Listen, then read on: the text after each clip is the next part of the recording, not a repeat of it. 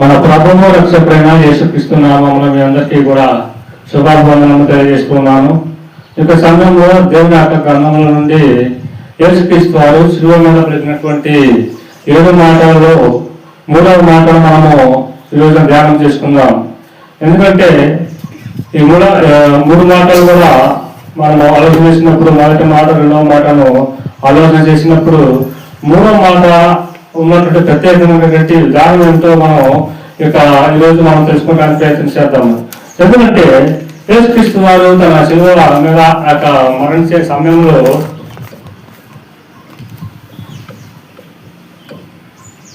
తన తల్లిని విడనాడకుండా తన బాధ్యత ఏమిటో గుర్తుంచుకొని మరి చెప్పినటువంటి మాట మాట ఆ మాట ఏమిటో ఒకసారి చదువుకొని ఈ యొక్క వాక్య ధ్యానంలో మనం ముందుకు కొనసాగుదాం. యోహాను సువార్త 9వ అధ్యాయము 26-27 వచనంలో చదువుకుందాము. యోహాను సువార్త 9వ అధ్యాయము 26-27 వచనం చదువుకుందాము. యేసు తన తల్లియు తాను ప్రేమించిన శిష్యులను దగ్గర నిలిచి ఇంగుట చూసి, అమ్మా, ఇదిగో నీ కుమారుడు అని తన తల్లితో చెప్పాను. తరువాత శిష్యులు చూసి, ఇదిగో నీ తల్లి అని చెప్పాను. ఆ గడియ నుండి ఆ శిష్యుడు ఆమెను తన ఇంట చేర్చుకున్నాను. ప్రియమైనటువంటి దేవుని బిడ్డలారా, ఇక్కడ యేసుక్రీస్తు వారు తన తల్లి గల బాధ్యత ఏమిటో నెరవేరుస్తున్నటువంటి సందర్భము. అసలు యేసుక్రీస్తు వారు ఆ మాట ఎందుకు అనాల్సి వచ్చింది? శిష్యుడికి తన తల్లిని అప్పచెప్తూ, ఈమె నీ తల్లి, అమ్మా, ఇతడే నీ కొడుకు అని ఎందుకన్నాడు అని లేఖనాలు కనుక పరిశ్రమ చేసుకుంటూ ఒకసారి మన ముందు కొనసాగితే అనేక సత్యాలు మనకు దేవుని యొక్క వాటిలో మనకు కనబడుతూ ఉంటాయి. దేవుని బిడ్డలారా, ఒకసారి మత్తయి రాసిన సువార్త 1వ అధ్యాయం 16వ వచనం మనకు చూసినట్లయితే అక్కడ దేవుని యొక్క వాక్యం ఈ రీతిగా వ్రాయబడి ఉన్నది. యాకోబు మరియా భర్త అయిన యోసేపు కనెను. ఆమె యందు క్రీస్తు అనబడిన యేసు పుట్టెను. గమనించండి ప్రియమైన దేవులారా. అలాగే లూకా సువార్త 3వ అధ్యాయం 2వ వచనం కూడా అక్కడ యోసేపు తండ్రి యొక్క పేరు మరొక పేరుగా కూడా లెక్కించబడింది. ఆ పేరు ఏమిటనగా హేలి అని లెక్కించబడింది. యాకోబు మరియు హేలి అని అక్కడ దేవుని వాక్యంలో లెక్కించబడింది. అయితే ప్రాముఖ్యంగా మరి ఇక్కడ ఆలోచన చేసినప్పుడు యోసేపు మరియమ్మ గారికి వివాహం కాకమునకు వారికి ప్రారంభోత్సవం చేయబడి వివాహం చేసుకోవడానికి సిద్ధపడుతున్నటువంటి ఆ సమయంలో దేవుడు లోక రక్షణ కొరకు మెస్సియాను పంపినటువంటి ఆ యొక్క ప్రవక్తల ప్రవచనాల సారంగా నెరవేర్చేటువంటి సమయం వచ్చినప్పుడు మరియమ్మ గారికి దేవతల ద్వారా మరి కబురు పంపడం జరిగింది. లేదా అమ్మా, నీ గర్భంగా దేవుని కుమారుడు పుట్టబోతున్నాడు, లోక రక్షకుడు పుట్టబోతున్నాడు, ఇశ్రాయేలీయులు యువరాజనాంగము లేకపోతే ఎవరైతే ఎదురు చూస్తున్నారో ఆ మెస్సయ్య నీ కడుపున పుట్టబోతున్నాడు అనేటువంటి విషయాన్ని తెలియజెప్పి మరి అక్కడ మరియమ్మ గారికి దేవదూత చెప్పినట్టు మనం చూస్తున్నాము. ఆ విషయాలన్నీ మనకు తెలుసు. అయితే కొన్ని విషయాలు మన లేఖన సార్గా మనం పరిశీలన చేసుకుంటూ వెళదాం. లూకా సువార్త 2వ అధ్యాయము 25వ వచనం చూసినట్లయితే 24-25 నుంచి 35 వరకు ఈ 10 వర్షాలను చూసినట్లయితే దేవుని యొక్క వాక్యం ఇంకా వ్రాయబడి ఉన్నది.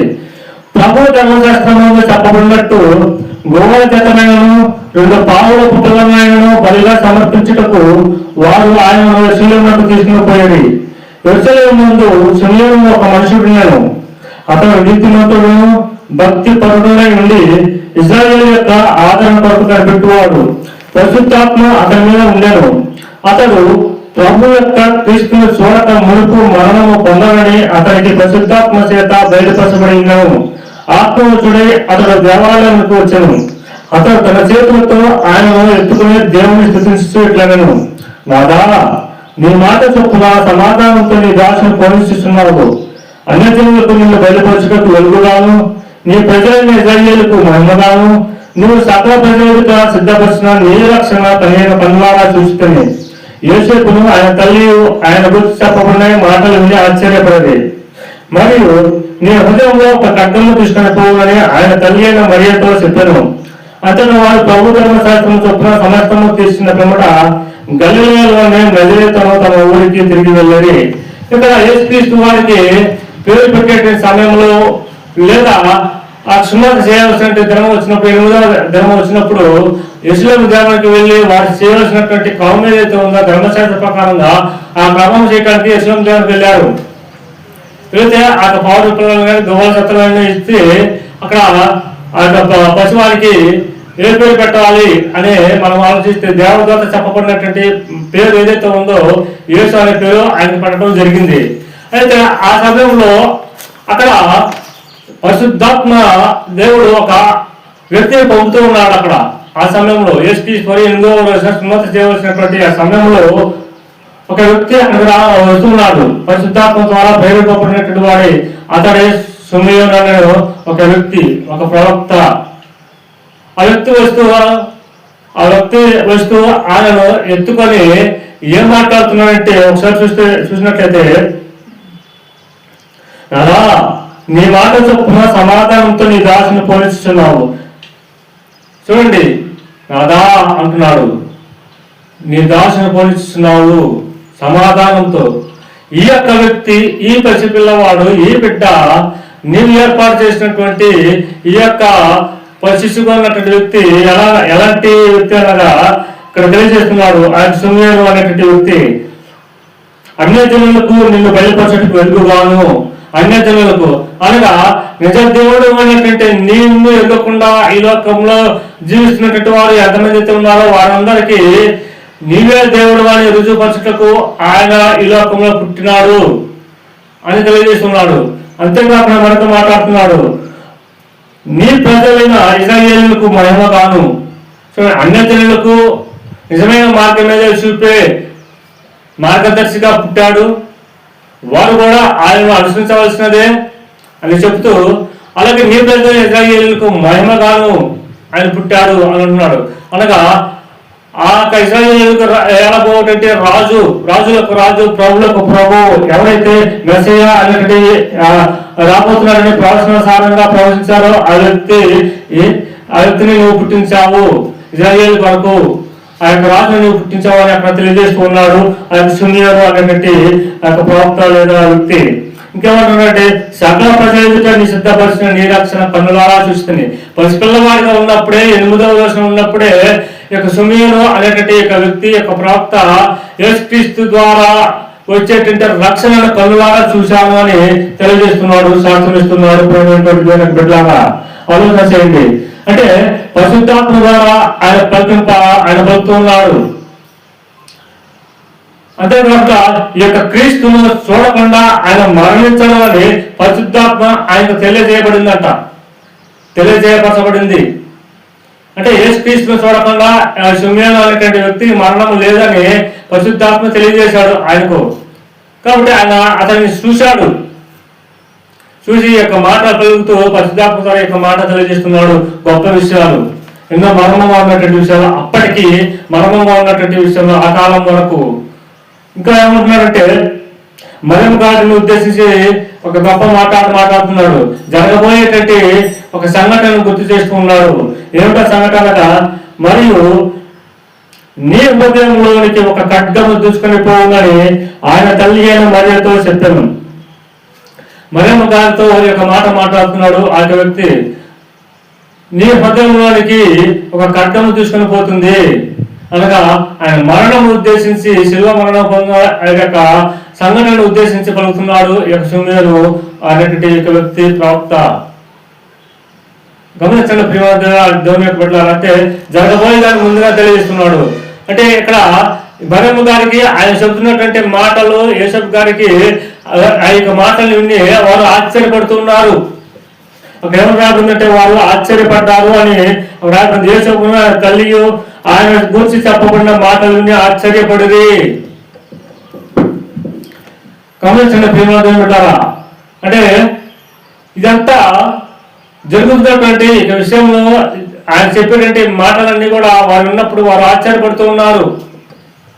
ఇంకేమన్నాడంటే అమ్మా నీ యొక్క హృదయం యొక్క ఖడ్గం తీసుకుని పోను అనగా ఆయన యొక్క మరణము, ఆ శిలువ మరణం ఏదైతే ఉందో అది నీ హృదయానికి ఒక కత్తి గుచ్చుకుంటే ఎలా ఉంటుందో, ఖడ్గం గుచ్చుకుంటే ఎలా ఉంటుందో అంత బాధగా ఉంటుంది అనే విషయాన్ని అక్కడ తెలియజేస్తున్నాడు అక్కడ షిమ్యోను అనేటువంటి ప్రవక్త లేదా ఒక యొక్క వ్యక్తి.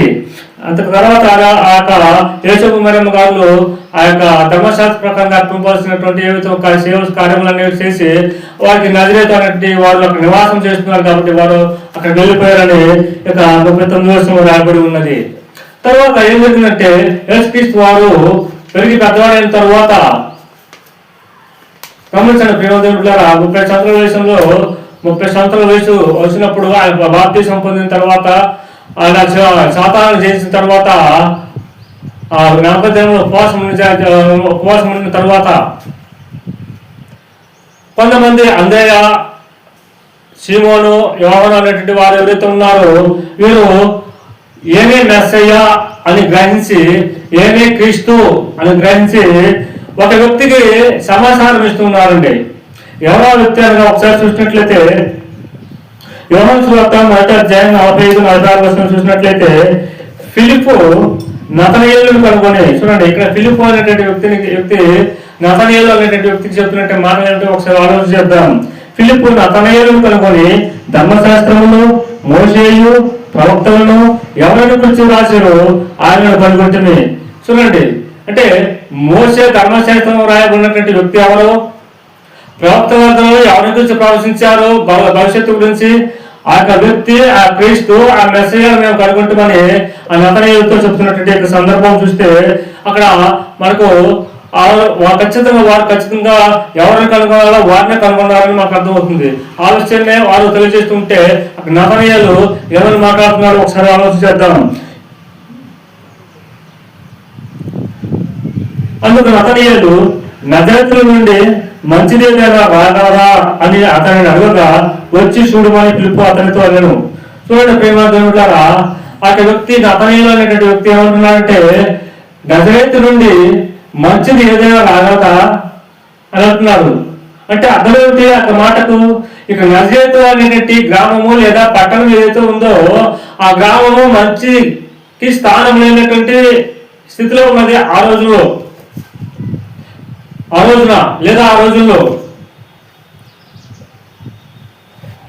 ఒక విధంగా చెప్పినట్లయితే ఆ సమయంలో ఆ ఊరంతా లేదా ఆ గ్రామం అంతా కూడా మంచి కనబడుతుందా, మంచి వ్యక్తులు కనబడతారా అని చూస్తే మంచి వ్యక్తులు లేరు అనేటువంటి సమయము, ఆ యొక్క సమాచారము ఈ నతనయేలు అనేటువంటి మాటల ద్వారా మనకు అర్థమవుతుంది ప్రేమలారా. అయితే అక్కడ అదే నజరేతులో కాపులు ఉన్నటువంటి వారు ఎవరనగా యేసపు మరియమ్మ యొక్క కుటుంబము అనగా యేసుక్రీస్తు వారు. ఇంకా ఉన్నారంటే ఉన్నారు. ఎవరనగా యేసుక్రీస్తు వారు కుటుంబం సంబంధించిన వ్యక్తులే ఉన్నారు. ఎవరో అని ఒకసారి ఆలోచించినట్లయితే మత్తయి రాసిన సువార్త 13వ అధ్యాయం 55-56 వచనంలో చూసినట్లయితే మత్తయి రాసిన సువార్త 13వ అధ్యాయం 55-56 వచనంలో చూసినట్లయితే ఇతను వడ్లవాని కుమారుడు కాదా, ఇతని తల్లి పేరు మరియ కాదా, యాకోబు, యోసేపు, సిమోను, యోహాను వారు ఇతని సోదరులు కాదా, ఇతని సోదరీమణులందరూ మాతోనే ఉన్నారు కాదా అంటున్నాడు. అంటే అక్కడ ఉన్నటువంటి వారు వీరిని ఉద్దేశించి యేసుక్రీస్తు వారి యొక్క చేస్తున్నటువంటి క్రియలు, అద్భుతాలు కానీ లేకపోతే మంచి ఏదైతే ఉందో ఆశ్చర్య కార్యాలు కానీ, తాను చేస్తున్నటువంటి ప్రకటన, దేవుని రాజ్యం గురించి చేస్తున్నటువంటి ప్రకటన కానీ ఇవన్నీ చూసినప్పుడు ఈయన పలానా వ్యక్తి కాదా, పలానా యోసేపు కుమారుడు కాదా, వడ్లవాని కుమారుడు కాదా, మరియమ్మ కుమారుడు కాదా అని అంటున్నారు. అంతేకాకుండా ఏమన్నారంటే ఈ యొక్క వ్యక్తి ఇదిగో యాకోబు, యోసేపు, సీమోను అనేటువంటి వారు ఆయనకు సహోదరులు కాదా, ఆయన తమ్ముళ్ళు కాదా, అలాగే ఆయనకు సోదరీమణులు లేరా, ఉన్నారు కదా, చెల్లెలు ఉన్నారు కదా, వాళ్ళందరూ మనతోనే ఉన్నారు కదా, మనము వాళ్ళని పలకరిస్తూనే ఉన్నాము, వారితో మాట్లాడుతూనే ఉన్నాము, వారితోనే మనం జీవిస్తున్నాము అనగా వారు మంచి చెడ్డ ఏదైనా ఉంటే మనము తెలుసుకుంటున్నాము లేకపోతే మాట్లాడుతున్నాము. అయితే ఈయనను ప్రత్యేకంగా మనము ఎంతగా మనం ఎందుకు ప్రత్యేకమైన వ్యక్తిగా మనం ఎందుకు చూడాలి? ఏదే మనం ఎదురు చూస్తున్న మెస్సయ్యని ఎందుకు అనుకోవాలి? ఏదే మనం ఎదురు చూస్తున్నట్టు క్రీస్తు అని ఎందుకు అనుకోవాలి? మనం పరిపాలన రాజు ఏదే అని ఎందుకు అనుకోవాలి అనేటువంటి విధంగా వారు పరిశ్రమ వేస్తూ ఉన్నారు. ప్రేమైనటువంటి దేవుని బిడ్డలారా, కారణం ఏమిటంటే వారికి ఎలా కనబడుతున్నారంటే, ఇదిగో మాలాగే యేసు అనేటువంటి వ్యక్తి ద్వారా సర్వసాధారణంగా పుట్టాడు, సర్వసాధారణంగా పెరిగాడు, సర్వసాధారణంగా జీవిస్తూ ఉన్నాడు అని అనుకుంటున్నారు వాళ్ళు. అంతేకాదండి, ఆయన సోదరుడు ఎవరైతే ఉన్నారో, తమ్ముళ్ళు ఎవరైతే ఉన్నారో వాళ్ళు కూడా సేమ్ అదే ఆలోచనలో ఉన్నారు. మాలాగే ఆయన పుట్టాడు, మాలాగే ఆయన పెరిగాడు అనుకుంటున్నారు వాళ్ళు కూడా. ఏనే లోకరక్షకుడు, మేమందరం ఎదురు చూస్తున్నట్టు మెస్సయ్య ఏనే అని తమ్ముడు కూడా గ్రహించలేనటువంటి స్థితి. కారణం ఏమిటంటే యేసుక్రీస్తు వారు అలా నివసించే ఆ సమయంలో జీవిస్తున్నారంటే ఆ కాలంలో ఆ నజరేతు పట్టణంలో మంచికి తావులేదు. గమనించండి ప్రేమ దేవుడిలారా. కాబట్టి అక్కడ జరుగుతున్న విషయంలో మనం ఆలోచించినట్లయితే ఖచ్చితంగా వీళ్ళు ఈయన మెస్సయ్య కాదు, ఈయన దేవుని కుమారుడు కాదు, మేము ఎదురిస్తున్నట్టు రాజు కాదని వాళ్ళు అనుకుంటున్నారు ఆ యొక్క సమయంలో. ఆలోచించండి ప్రేమ దేవుని బిడ్డలారా. అయితే ఇంకా కొన్ని విషయాలు మనం ఆలోచించినట్టే దేవుని యొక్క వాక్యంలో నుండి అనేక సత్యాలు మనకు యేసుక్రీస్తు వారి శిలువ మీద ఉన్నప్పుడు తల్లిని ఉద్దేశించి తల్లిని శిష్యునికి ఎందుకు అప్పచెప్పాడు, శిష్యుని చూసి ఏమీ నీ తల్లి అని ఎందుకు అన్నాడు అని ఆలోచించినట్లయితే అనేక సత్యాలు మనకు తెలియపరుస్తున్నాయి ప్రేమైనటువంటి బిడ్డలారా. ఒకసారి కనుక మనం ఆలోచించినట్లయితే లూకా సువార్త 2:51 చూసినట్లయితే, లూకా సువార్త 2:51 అనగా 40 నుండి లేదా 41 చూసినట్లయితే అక్కడ యేసుక్రీస్తు వారు 12 సంవత్సరాల వయసుగలవాడై యెరూషలేము దేవాలయం వెళ్ళినప్పుడు తల్లిదండ్రులతో పాటు నడుస్తున్నట్టు ఆ సమయంలో తల్లిదండ్రులు యేసు మరియమ్మ గారు వారితో పాటు వస్తున్నారు అనుకుని సాయం ద్వారా ప్రయాణం చేశారు. చేస్తూ 3 రోజులు సమయం లేదా 3 రోజులు ప్రయాణం చేసిన తర్వాత ఎదురు చూస్తే యేసుక్రీస్తు వారు లేడు. మళ్ళీ తిరిగి యెరూషలేము దేవాలయం ఆ యెరూషలేము పట్టణానికి వచ్చి చూస్తే అక్కడ అనేక మందికి యేసుక్రీస్తు వారు బోధిస్తున్నారు. బోధిస్తున్న సమయంలో, అయ్యా నువ్వు ఇలా చేసుకునేంటి, మేము మాతో పాటు నువ్వు వస్తున్నామని మేము అనుకొని 3 రోజులు ప్రయాణం చేశాము, మళ్ళా నీ కోసం మళ్ళీ 3 రోజులు ప్రయాణం చేసి మళ్ళీ నీగా ఇప్పుడు వచ్చామనంటే యేసుక్రీస్తు వారు ఆ సమయంలో ఏమన్నారు తెలుసా?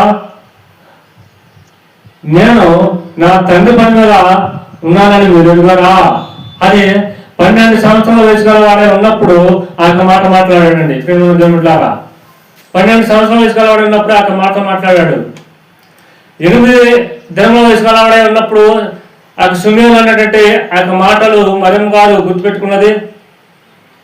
అలాగే 12 సంవత్సరాల కల వయసు వాడే ఉన్నప్పుడు యేసుక్రీస్తు చెప్పినటువంటి ఇక మాటను గుర్తుపెట్టుకున్నది మరియమ్మ గారు. అలాగే ఇంకో మాట ఈ యొక్క 51 వచనంలో చూసినట్లయితే లూకా సువార్త 2:51 వచనంలో, అంతటా ఆయన వారితో కూడా బయలుదేరి నజరేతునకు వచ్చి వారికి లోబడి ఉన్నాను. ఆయన తల్లి ఈ సంగతులన్నింటినీ తన హృదయంలో భద్రమ చేసుకున్నాను.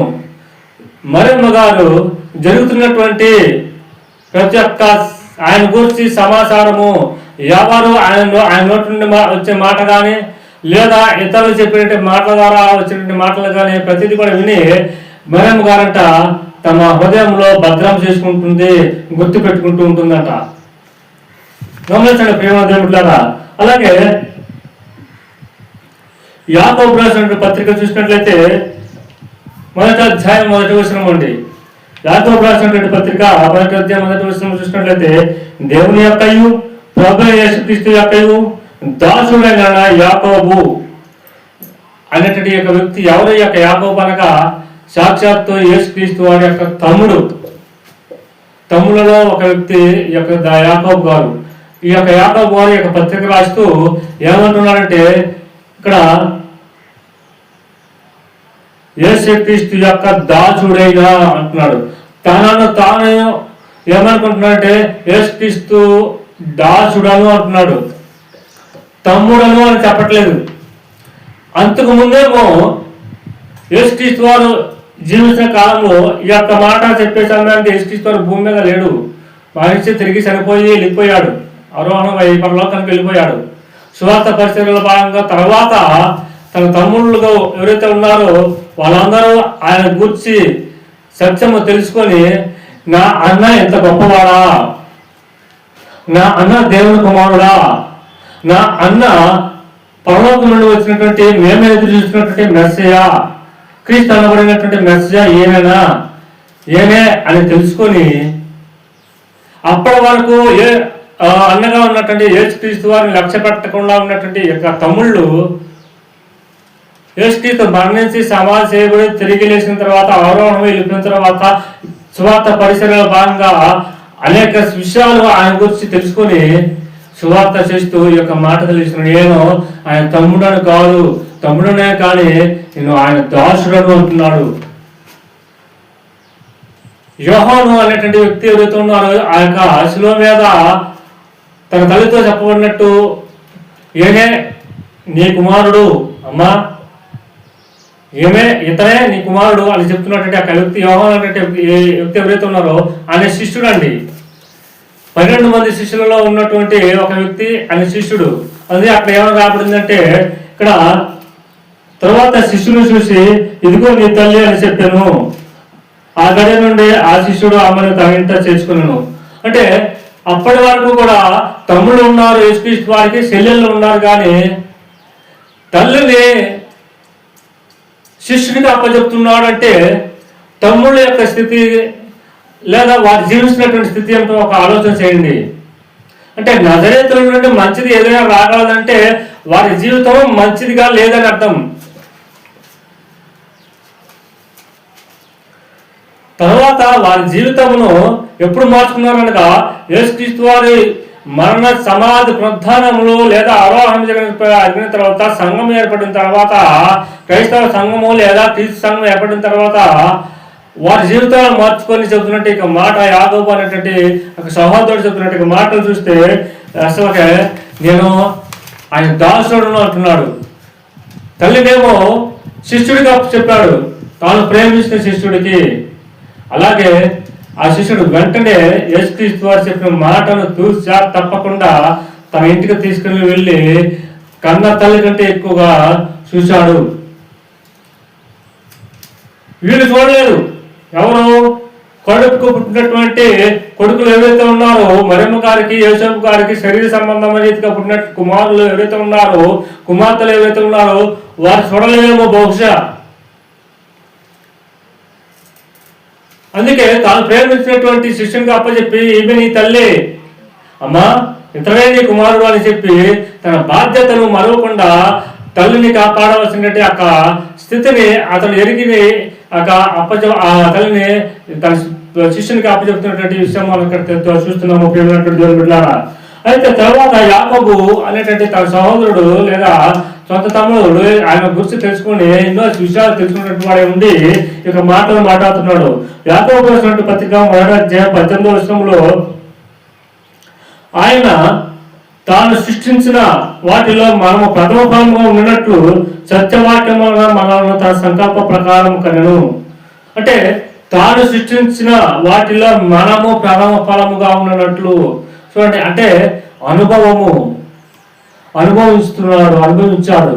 యేసుక్రీస్తు వారి గొప్పతనం ఏమిటో, యేసుక్రీస్తు వారి యొక్క మహిమ ఏంటో, అతనికి ఉన్నటువంటి దైవత్వం ఏమిటో తెలుసుకున్నటువంటి వాడు ఏమంటున్నాడంటే, ఆయన తాను సృష్టించిన వాటిలో మనము ప్రథమ ఫలముగా ఉన్నట్లు సత్యవాక్యం మనలను తన సంకల్ప ప్రకారము కనెను అంటున్నాడు.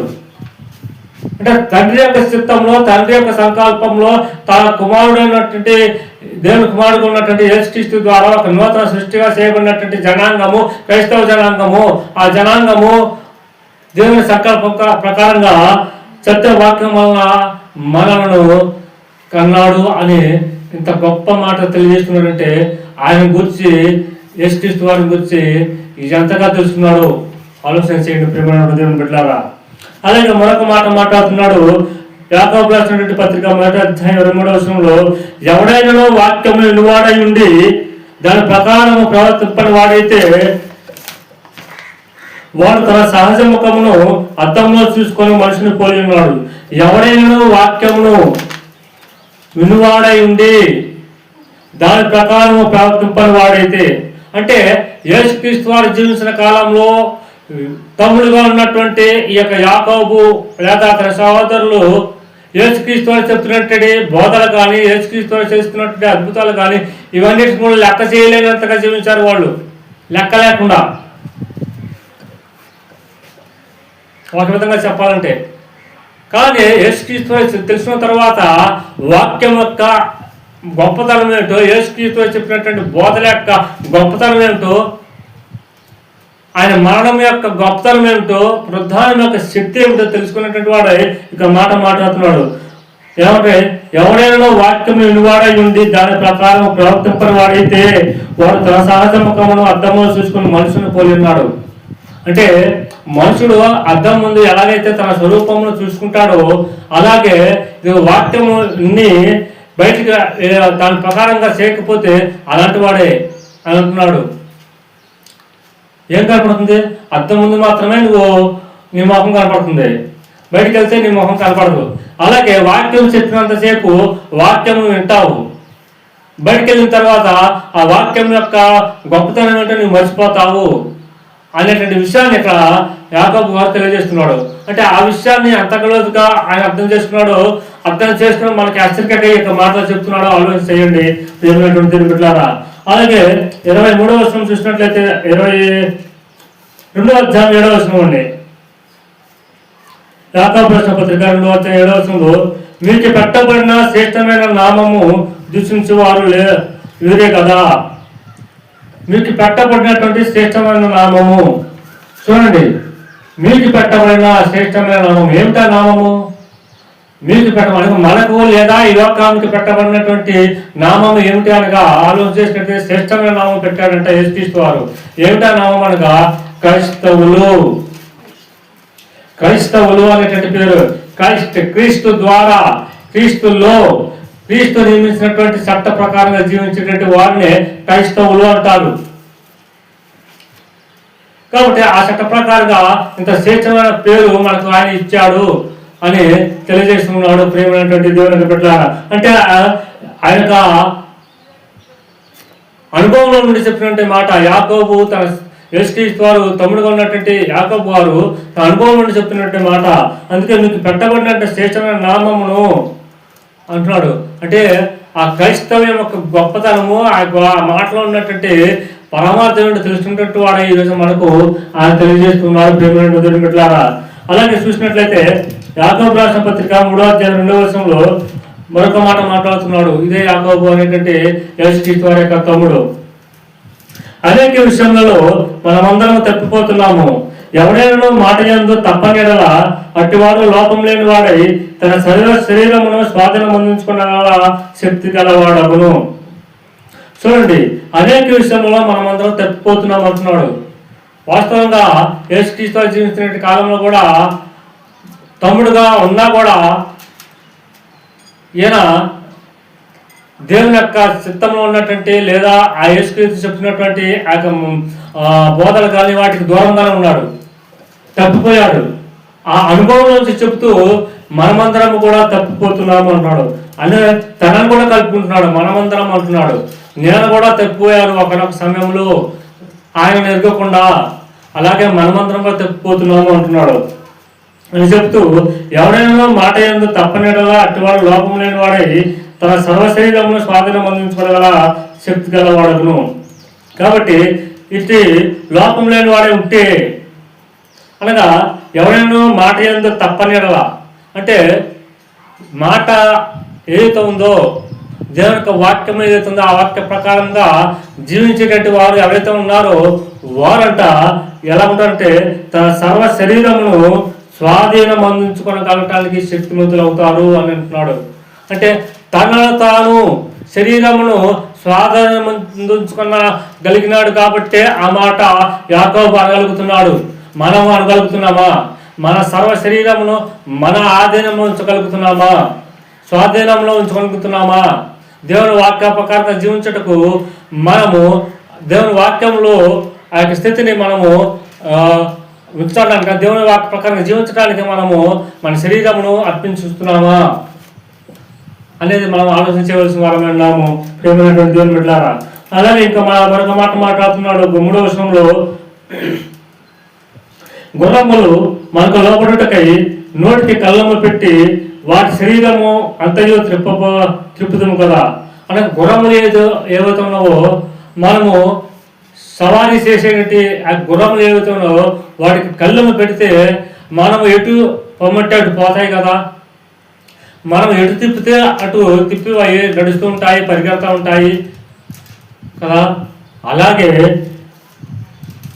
మన శరీరం కూడా చూడండి, అవి ఎలాగైతే కళ్ళెము పెట్టి వాటి శరీరం అంతా మనం ఎలాగ తిప్పగలుగుతున్నామో దేవుని యొక్క వాక్య ప్రకారంగా మనమంతా ఆ వాక్యంలో లోబడి ఆ వాక్య ప్రకారంగా మన శరీరం అంతా కూడా వాక్యానికి అనుసంధానం చేసి దేవుని వాక్యంలో ఉన్నటువంటి ఆ మార్గం ద్వారా మనం వెళ్ళగలుగుతున్నామా అని ఆలోచన చేయవలసిన వారమే ఉన్నాము ప్రియమైనటువంటి దేవుని బిడ్డలారా. కాబట్టి ఇక్కడ ఎంత అనుభవంతో చెప్తున్నాడో ఆలోచన చేయండి. గుర్రములో మనకు లోబడుటకై నోటికి కళ్ళను పెట్టి వాటి శరీరం అంతయు తిప్పుతుము కదా. అలాగే మనం కూడా దేవుని యొక్క వాక్యంలో ఉన్నటువంటి సత్యము తెలుసుకొని ఆ సత్య ప్రకారంగా జీవితాల్సిన అవసరం ఉన్నది కదా అంటున్నాడు. మరొక మాట మాట్లాడుతూ ఏమంటున్నాడంటే 4వ వచనంలో, వాడాలను చూడుడి అవి ఎంత గొప్పవై పెనుగాలికి కొట్టుకొని పోబడినను వాడ నడుపువాని ఉద్దేశము చొప్పున మిక్కిలి చిన్నదకు సుఖాని చేత త్రెప్పబడును. అంటే వాడ ఎంత గొప్పదో, వాడ ఎంత పెద్దదైనప్పటికీ ఆ పెద్దదైనటువంటి వాడ ఆ యొక్క నావ నడుపువాని ఉద్దేశం చొప్పున నడిపేటంటే ఆ డ్రైవర్ ఏవైతే ఉన్నారో ఎటు కావాలో ఆ వైపునకు నడిపేటువంటి వ్యక్తి ఎవరైతే ఉన్నారో ఆ వ్యక్తి నడిపేటువంటి యొక్క మార్గం ద్వారా మనమందరం వెళ్తాము. కాబట్టి ఆ సుఖాన్ని చేత మనము త్రెప్పబడుతున్నాము. కాబట్టి ఆ మార్గంలో మనం వెళ్ళగలుగుతున్నాము. కాబట్టి ఓడ లేదా గుర్రం ఏదైతే ఉన్నావో ఆ గుర్రము ఓడ ఎలాగైతే మనం చెప్పినట్టుగా ఉంటున్నాయో అలాగే మన సృష్టికర్తగా ఉన్నటువంటి దేవుని మాట మనం వినవలసిన అవసరం ఉన్నది కదా అని తెలియజేస్తున్నాడు దేవుని బిడ్డలారా. కాబట్టి అక్కడేమో మొట్టమొదటిగా యేసుక్రీస్తు వారు సిలువలో ఉన్నప్పుడు తన బాధ్యతను మరవకుండా శిష్యుడికి అప్పచెప్తే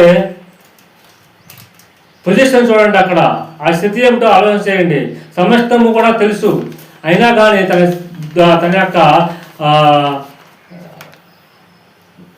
బాధ్యత ఏదైతే ఉందో ఆ బాధ్యతను మరవకుండా చేసినటువంటి ఆ గొప్ప పని మనము కూడా మన జీవితంలో ఆయన చూసినటువంటి విధానంలో మనము ఎంతో మార్గం నడవలసిన అవసరం ఉన్నదని దేవుని వాక్యము మనకు హెచ్చరిక చేస్తున్నది ప్రేమనటువంటి బిడ్డలారా.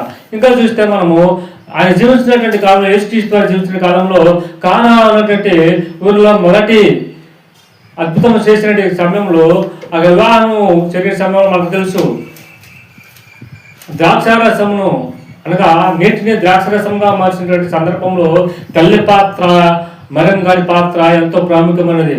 కాబట్టి అమ్మా నా గడి ఏం కారాలేదు, నాతో నీకు ఏమైనా పని ఉన్నదా అంటే వెంటనే మరియం గారు అక్కడ ఉన్నటువంటి వారిని అందరినీ పిలిపించి తను చేస్తున్నటువంటి అద్భుతం కూర్చి ప్రతిదీ కూడా అక్కడ సమకూర్చి తర్వాత యేసుక్రీస్తు అక్కడ మొట్టమొదటి అద్భుతం చేసినప్పుడు మనం చూస్తాం. అక్కడ ఆ రాజు చైతం కూడా మెచ్చుకున్నటువంటి సందర్భము. ఇవన్నీ కూడా మరియం గారు తన మనసులో హృదయంలో భద్రం చేసుకున్నది కాబట్టి ఆ శిలువ మరణం పొందే సమయంలో ఆ ఏడుచుకున్నటువంటి ఆ సమయంలో ఆ తల్లిని పక్కన ఉన్నటువంటి శిష్యుడిగా ఉన్నటువంటి యోహాను గారిని చూసి ఆ బాధ్యతను మరకుండా, అమ్మా ఇతడు నీ కుమారుడు, సోదరుడా ఈమె నీ తల్లి అని చెప్పి అప్పచెప్పినట్టునే తరువాత ఆయన మరణించిన తర్వాత యోహాను అన్నటువంటి ఆ శిష్యుడు తన తల్లిని ఇంటికి తీసుకొని వెళ్ళి కన్న తల్లి కంటే ఎక్కువగా చూసినట్టు సందర్భము మనము ఇక మాటలను బట్టి అర్థం చేసుకోవచ్చు ప్రేమైనటువంటి దాని పట్ల. కాబట్టి ఇక మాటలను మనం ఆలోచించినప్పుడు ఎంతో లోతైనగా ఉంటాయి. కానీ మనం ఆలోచించినట్టు ఇక్కడ దేవుని చిత్తంలో లేదా దేవుని సంకల్పంలో ఉండవలసినటువంటి ప్రతిదీ కూడా మన అనుభవపూర్వకంగానే మనకు అర్థమవుతాయి తప్ప మనకు ఏదో తెలుసులే అనే భావనలో మనకు దేవునికి వాక్యం అర్థం కాదు. కాబట్టి ఆ రీతిగా కాకుండా యాకోబు గారికి ఆగతే అనుభవపూర్వకంగా యేసుక్రీస్తు తమ్ముడుగా ఉన్నటువంటి యాకోబు గారికి అనుభవపూర్వకంగా ఎలాగైతే అర్థమైందో అలాగే మనకు కూడా అనుభవపూర్వకంగా అర్థమైతే కానీ మనకు సత్యం తెలియపరచబడుతుంది. కాబట్టి అటువంటి సత్యం తెలియపరచబడినటువంటి వారే మనము లోక సంబంధం అనేది కాకుండా దేవుని యొక్క వాక్య ప్రకారంగా సత్యవాక్య ప్రకారంగా మనం జీవించవలసిన వారమే ఉన్నామని దేవుని యొక్క వాక్యం రీతిగా మనం చేతగా చేస్తున్నది. కాబట్టి ఈ యొక్క మాటను బట్టి మనము దేవునికి మనము దేవతైన కృతజ్ఞతాస్తుతులు చెల్లింపబద్దులం ఉన్నాము. ఇక మాటలు నేను ముగిస్తూ ఉన్నాను. అంటే కాబట్టి సిలువలో ఉన్నటువంటి యొక్క మాటకు అర్థము మనం ఇప్పుడు వరకు మనం చూసాము. మనము కూడా మన జీవితంలో దేవుని యొక్క వాక్యమును మరి ప్రకారం జీవించవలసిన వారు ఉన్నామని తెలియజేస్తూ యొక్క మాటలు నేను ముగిస్తున్నాను. మీ అందరికీ కూడా వందనములు.